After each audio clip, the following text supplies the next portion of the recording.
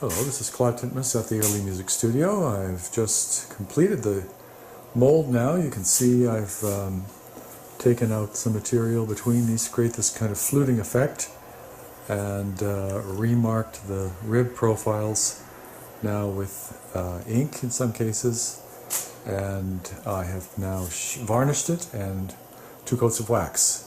So we're ready to begin with the first rib, and the first rib is always one of the most critical ones because it kind of begins the process partly, and also because it's really crucial at this end of the mold that the first rib be very correctly dimensioned so that it will fit in with the remaining ribs. So in order to do this, I struggled for a long time to try to come up with a way of making a template which would allow for the marking of the rib so that you could simply cut it with a chisel or a plane and it would more or less fit onto the mold. And after years of working with plastic templates and mylar and all kinds of other things, I simply came up with this mindlessly stupid trick of using masking tape. This is painter's tape, and I just simply put a piece of the painter's tape on the mold, and the raised ridges allow you to just trace it like this. You get kind of a mark that's not a really great mark, but you can refine that later when you're actually fitting the rib to the mold. And subsequent ribs work just the same way, as you'll see in a future little video. And then it's really important to get the mark quite precise down here. Use a ruler. And at the bottom of the mold, once again, this is marked with a ruler because these rib widths here have to be really very precise. Over here we have a prepared rib blank. This is rosewood I'm going to use on this Archlute to make this lute, and I've already pushed these rib blanks through the saw. I actually use the saw as a kind of planer. It's quite a setup, and I don't want to show you that right now, but perhaps in a future video I might do that. Then that leaves saw marks on here, and that's not a desirable thing, so I use a cabinet scraper, very sharp, and it produces these really nice shavings, you can see. And it's very efficient. You don't have any problem with tearing grain out or any other thing. Used to use a plane, of course, but the scraper actually works much better, and you can apply a lot of force. Right here I have on the bench a little piece of sandpaper, a strip of sandpaper stuck down to the edge so that I can use a clamp. And it doesn't matter how much force I apply, the rib does not decide to let go. And it's a very accurate way of preparing the rib blanks. The rest of the rib blanks are over here. This is an entire plank of rosewood, which I've cut into about just around 2mm strips, and they've all been carefully matched. Sometimes you have to reject a few because of sometimes there are internal sap voids and other flaws in the rosewood. Of course, rosewood is a species that is very difficult to get now, and I bought these many years ago. So these ribs have now been numbered in the order with chalk that I want to mark them in. Then I go over here, prepare them one by one. I fix the rib to the mold, and as I'll show you in a subsequent video. So I have transferred the tape template now to the rib, and I've started bending it here on my incredibly primitive propane torch. I've had this torch for years. I got an old piece of oak here and just drilled some holes in a piece of 3-inch copper pipe. This little setup here is for bending the purfling. It sort of conducts the heat. It's just a couple of chunks of old iron in there, and of course the propane torch. I tried an electric one and I really didn't like it, so I went back to using the old propane torch. So the idea with this rib, you notice I've actually thinned this rib a little bit more where it bends the most here in the middle, and I leave it a little bit thicker down here where it meets, because this is often a problem getting the ribs together at the bottom of the mold to get them leveled up with one another. And then down here at this part of the rib, the longer part of the bend, which corresponds to this part of this mold, the long slow bend, it doesn't have to be so thin, it isn't really so critical.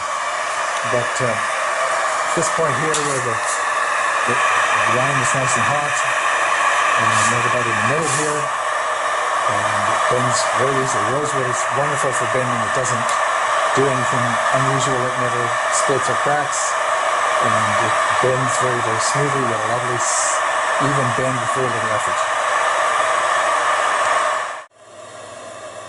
Here I fitted the rib. I bent the rib with the piece of tape glued onto it, and I fitted the rib to the original marking template from the mold.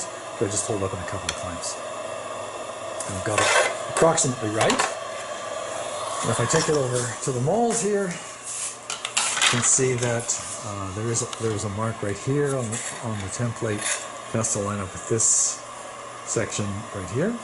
And so that means that the bottom end are right there, and the top end right here are about in the right place. So at this point you'll notice there's quite a lot of wood on this rib. There's really no point in trying to bend it exactly to the mold at this point because there's just too much wood. So once this is being removed with a chisel and plane, more or less to the marked line, then I'll bend it more precisely once again on the bending. I call this compliance. There's no point in trying to make a big piece of wood comply to a small bend. You should just remove as much wood as you can first, and that always works better in the end. So at this point I will now be removing the wood with a chisel. This is my favorite way to take off wood from them. Rather than sawing it out or using a knife or something, you just take a great big 1-inch chisel. I have this little fixture on the bench here, you can see, and I just slot the rib in there like that, and you just take the chisel and go like that. It's hard to do with one hand. Works great. This is the other way that I have of removing wood. It's a very old sort of German style woodworker's plane, very simple, no screw adjustments, no anything. It's just a chunk of wood, the huge mortise taken out of it, and a great big blade. And I have it set very rough, and you just essentially plane to the line, and it's very quick and very safe. You can just hold the rib with one hand and plane it with the other. You can see I've gone to successively larger planes. This is a larger version of what I had in my hand before. It's just a bit longer. It's about, I don't know, maybe 30 centimeters long, something like that. And then on the bench, mounted here with on the side of the bench, I have a very long joiner plane, also a wooden plane, and this is so simple. You just move the rib like this over the blade of the joiner plane, and it produces a beautiful straight side, the whole thing. It's exactly the right angle and everything. So once I get one side straight, then I'll start working on the other side. And at that point I will probably remove the tape.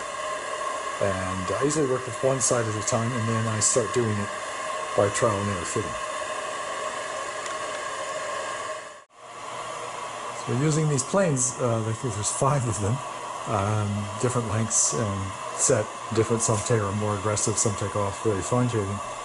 I've gotten the rib more or less reduced to the tape template dimensions, and you'll notice it's a bit ragged and doesn't quite fit. So at this point I remove the tape and I do the very fine fitting without a template, and you can see it fits pretty well down here, and also the bend is much more accurate. I've got it almost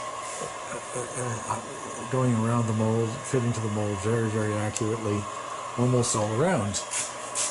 The first rib, of course, is never too much of a problem because it doesn't have to fit against any other rib, but as soon as subsequent ribs are added, then the bending becomes more exacting. So there it is, the first rib is now glued on. You can see I use these little mapping pins. They just hold it all down to the block, and since there's nothing to glue anywhere else, it's easy to make it. You can see it more or less follows the correct curves here. It's right at the bottom, that's easy to do, and it all looks great for the first fit.